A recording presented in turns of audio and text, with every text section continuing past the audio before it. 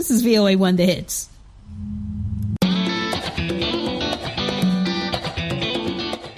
Welcome to Learning English, a daily 30-minute program from the Voice of America. I'm Ashley Thompson. And I'm Dan Novak. This program is designed for English learners, so we speak a little slower, and we use words and phrases especially written for people learning English. Coming up on the program, Katie Weaver has a story on Columbus Day and Indigenous Peoples Day in the United States. Mario Ritter Jr. reports on China's plans to increase the size of its space station. Brian Lynn brings us the science report on a NASA spacecraft launched to study a metal asteroid. Later, Andrew Smith and Jill Robbins present the English lesson of the day. But first, this Monday is Columbus Day in the United States. The U.S. government established Columbus Day as a national holiday in 1934 to honor the explorer Christopher Columbus. The day recognizes Columbus's arrival in the Americas in October 1492. Recently, critics have said that Columbus did not discover America since native people already lived there. His explorations helped open the way for a huge migration of Europeans to what they called the New World. This brought war, disease, and death to many native peoples. Some American states have since moved away from honoring Columbus and instead observe a day for Native American people. In 2021, President Joe Biden issued the first ever presidential proclamation of Indigenous Peoples Day. The day is to be celebrated along with Columbus Day.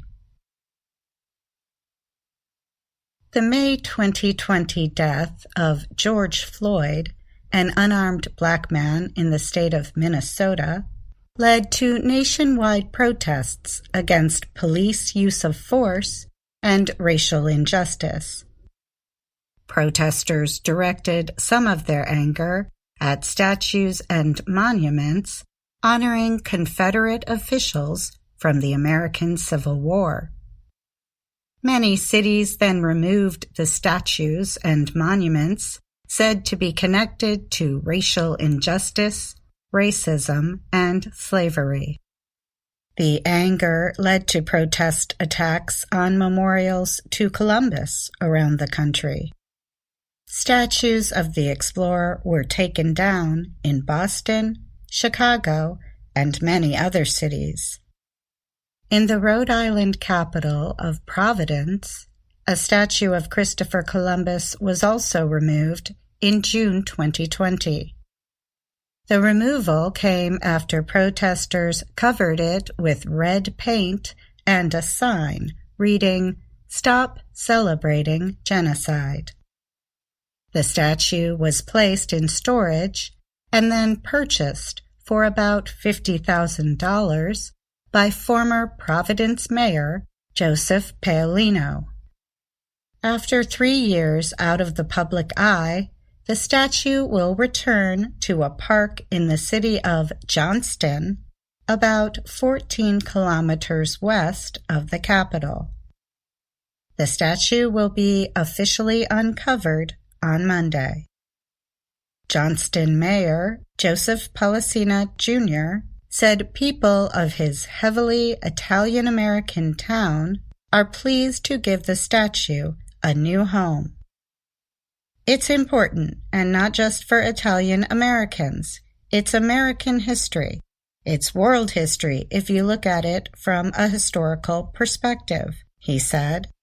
People should learn about him, the good and the bad. Not everyone is happy with the return of the explorer's statue. Harrison Tuttle is president of Black Lives Matter Rhode Island PAC. Tuttle said he understands the connection that many of Italian ancestry feel for Columbus, but he wished the mayor had spoken with members of the community who were offended by the decision to return the statue. My grandmother, who helped raise me, was Italian, and I grew up in a majority Italian neighborhood, he said. At the same time, there are better ways to celebrate your heritage and culture without celebrating someone who, in my opinion, is the exact opposite of what Italian culture is. Darrell Waldron, director of the Rhode Island Indian Council, is the son of a Narragansett father and a Wampanoag mother. He said he and others hoped that the statue would have been sold off and kept out of public view, with money going toward a new statue. I'm Katie Weaver.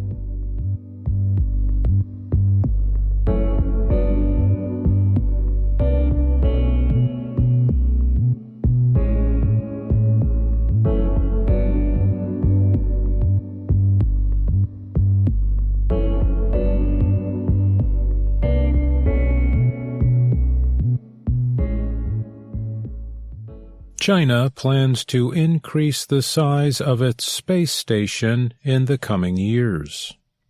The station will offer astronauts from other countries a different choice for near-Earth missions. The International Space Station, ISS, led by NASA, is nearing the end of its service life. The China Academy of Space Technology, CAST, said the operational lifetime of the Chinese space station will be more than 15 years. The organization is China's main space contractor. Chinese officials made the estimate recently at the 74th International Astronautical Congress in Baku, Azerbaijan. The new operational lifetime would be more than the 10 years announced earlier. China's space station, known as Tiangong, or the Celestial Palace in Chinese, has been operational since late 2022. It holds up to 3 astronauts and orbits 450 kilometers above Earth. After an increase from 3 to 6 modules, Tiangong will be about 180 metric tons. Tiangong is 40% of the mass of the ISS, which can hold a crew of 7 astronauts. But the ISS, in orbit for more than 20 years, is expected to stop service after 2030. China has said it expects to become a major space power.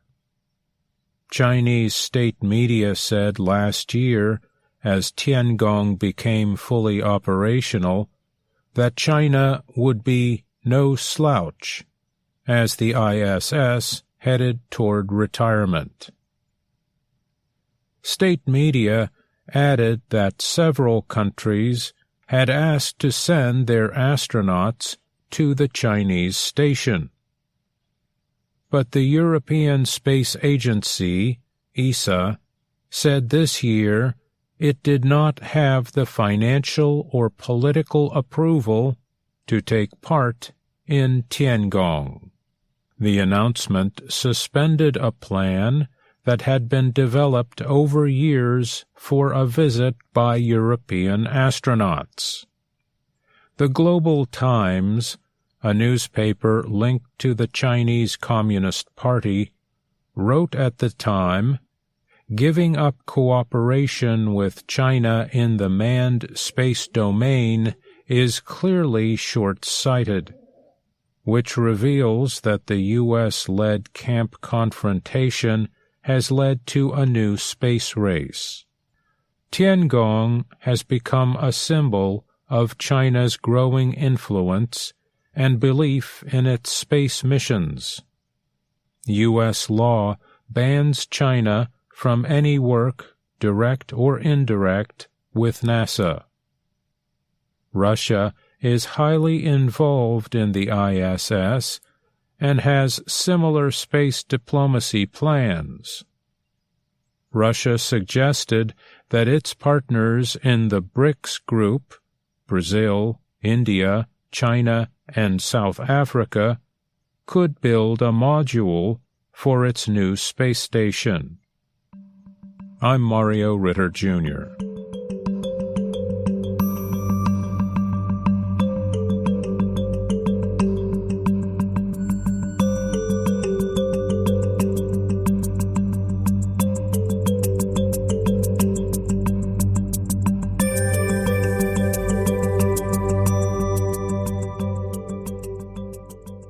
The American Space Agency, NASA, is preparing to launch a spacecraft designed to observe an asteroid made mostly of metal.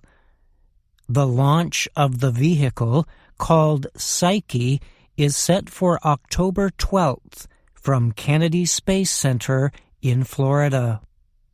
The spacecraft will fly to an asteroid also called Psyche.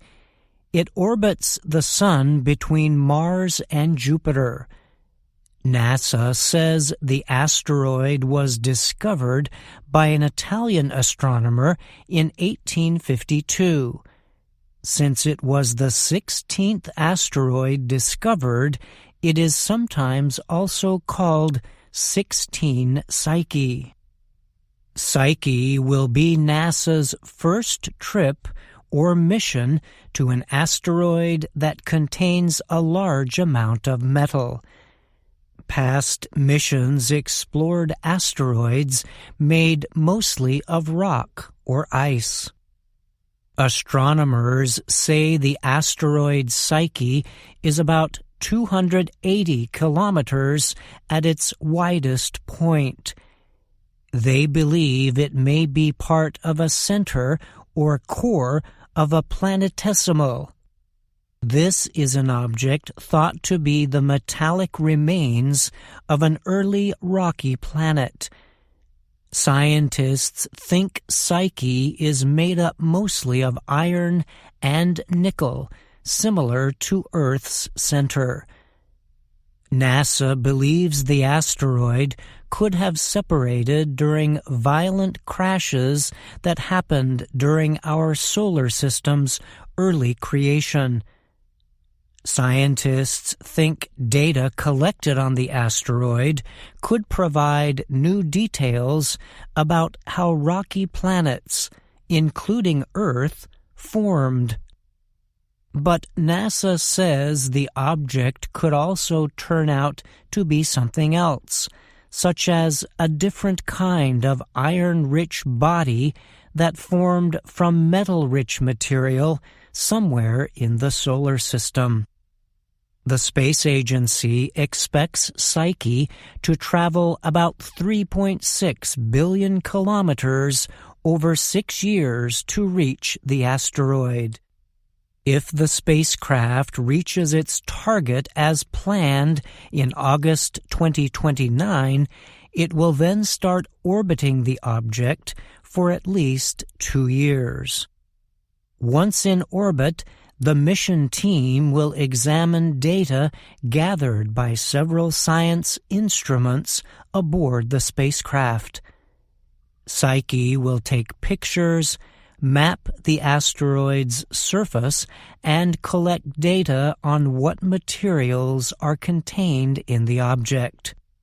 NASA says once Psyche separates from its launch vehicle, it will use a different kind of propulsion system never tried in missions beyond the moon. The system to be used is called solar electric propulsion. Large solar panels will be extended outward from the main part of the spacecraft to collect light from the sun.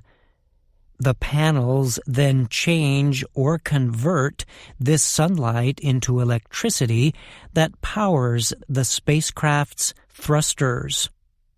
Psyche will depend on solar electric propulsion to reach its target. NASA describes the thrust as gentle but strong enough to push the spacecraft through its long trip. The spacecraft is also set to get a gravitational push when it passes by Mars in May 2026. NASA said experiments have shown that solar electric propulsion can be highly effective.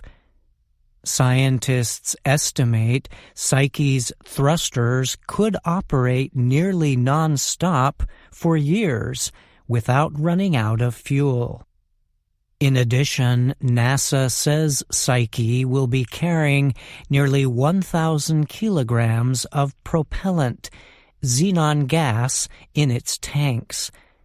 Xenon is also used in automobile headlights and some televisions.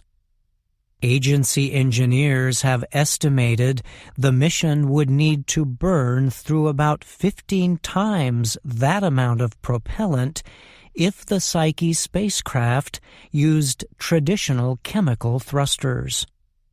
Lindy Elkins Tanton with Arizona State University is the lead investigator for the mission. She said NASA had always planned on having Psyche use an electric propulsion system.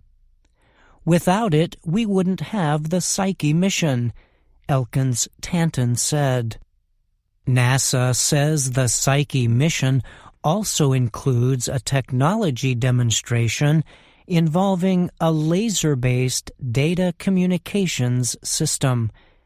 This experiment is designed to test the ability of lasers to transmit data at increased rates beyond the moon.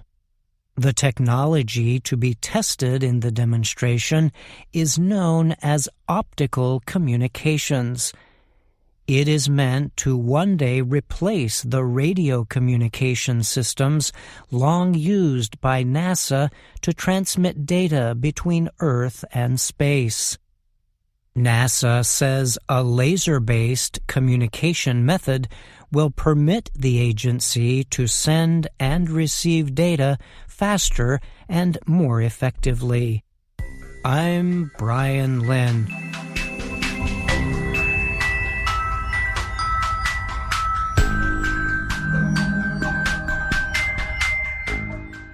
Brian Lynn joins me now to talk more about his science report. Thanks for being here, Brian.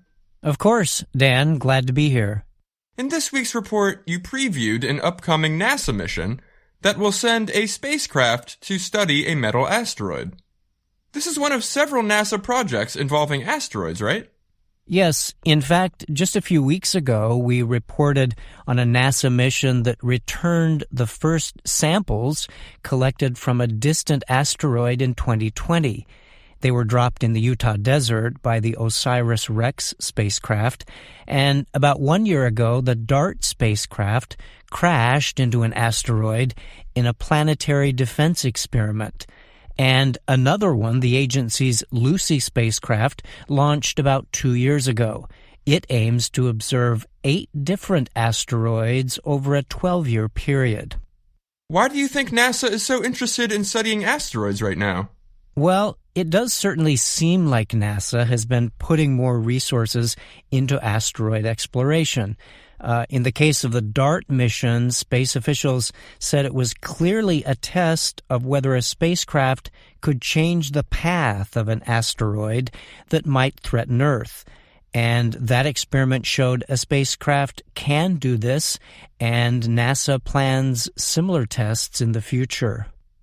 Thanks again for answering my questions, Brian. Sure, Dan. Thank you.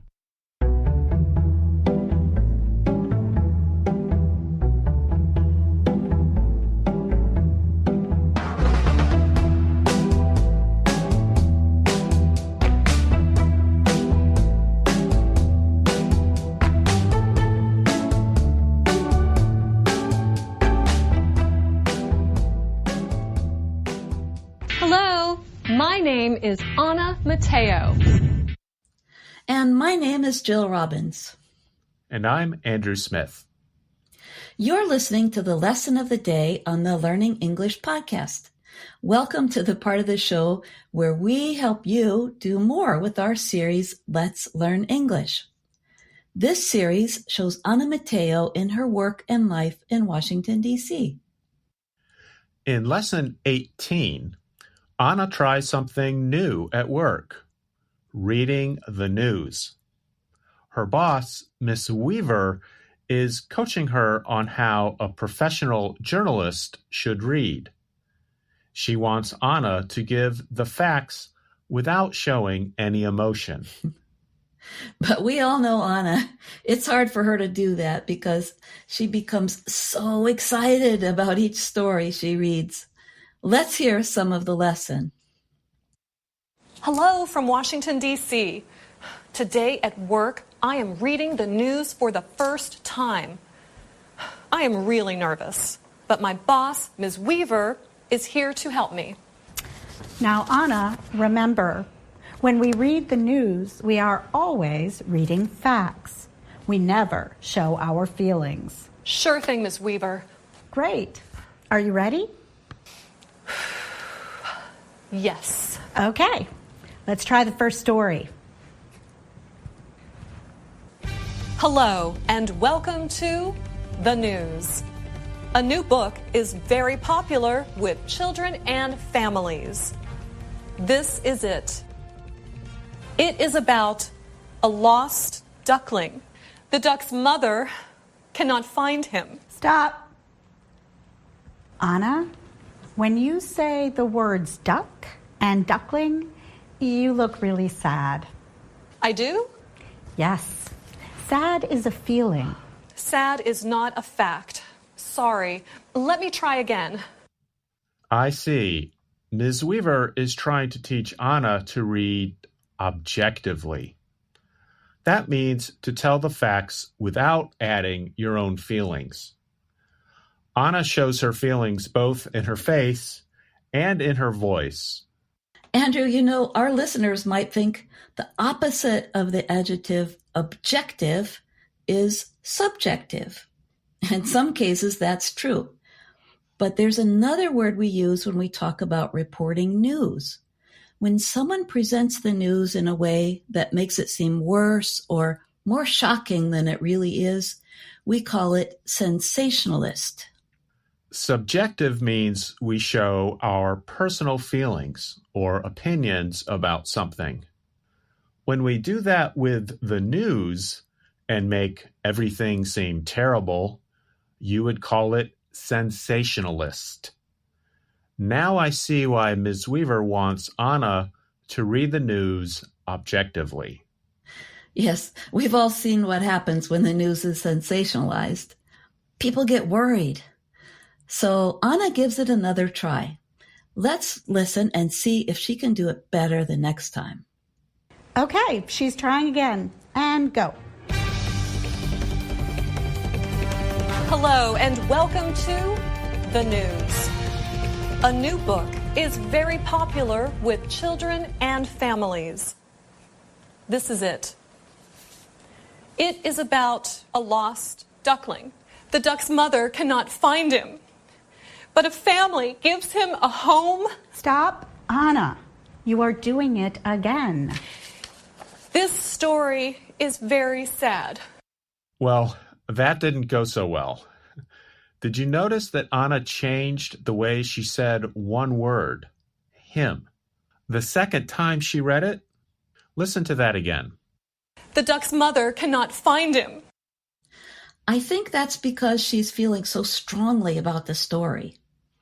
But we hear a shorter form of pronouns quite often in American English. One example of shorter forms is that phrase we use to encourage someone trying something new. Go get 'em. Here, em is a short form of them. But we never shorten me, it, or us because those words are already short. If I was in the studio with Anna, I'd tell her, go get 'em, when she tries reading the news again. Maybe she can get it right the third time. Let's find out if Miss Weaver gives her another chance on a different story. I have an idea. Let's read the second story. She's reading the second story. And go. Okay, let's try the first story. She's reading the second story.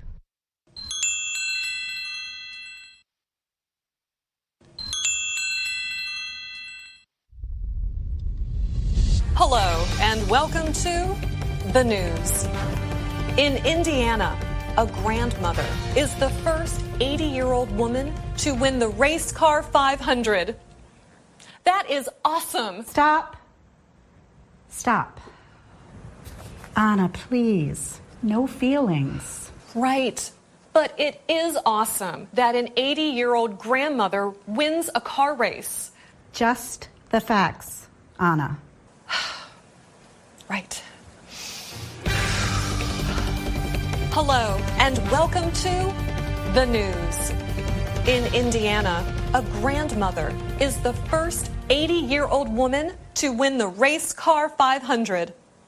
She rarely talks to reporters, but when she does, she often says, "Nothing can stop me now." I am very happy for her. Stop. Anna, you cannot say you are happy. But I am happy. But you can't say it. Why? This is the news. Happy and sad are feelings. You can't have them in the news.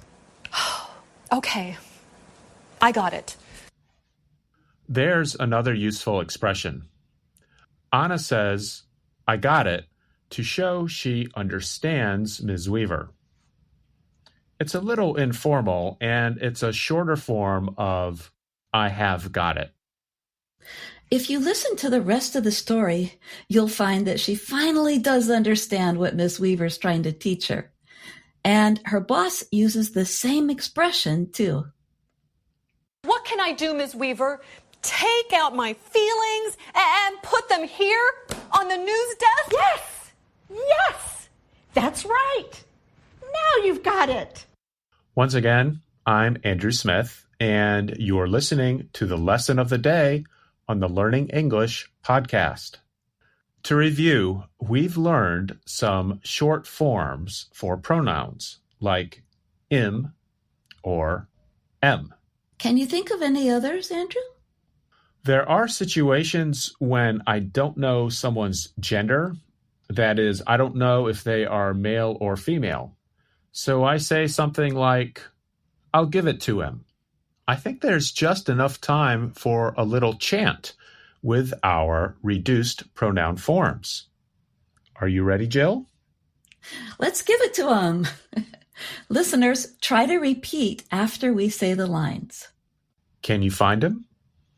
I can't find him. Can you see her? I can't see her. Did you tell them? I didn't tell him. Did you get it? I got it. Well, that's all for the lesson of the day today. You can learn more on our website, learningenglish.voanews.com. You can also find us on YouTube, Facebook, and Instagram. And thanks for listening to the Learning English podcast. I'm Andrew Smith. And I'm Jill Robbins. And that's our program for today. Join us again tomorrow to keep learning English through stories from around the world. I'm Ashley Thompson. And I'm Dan Novak.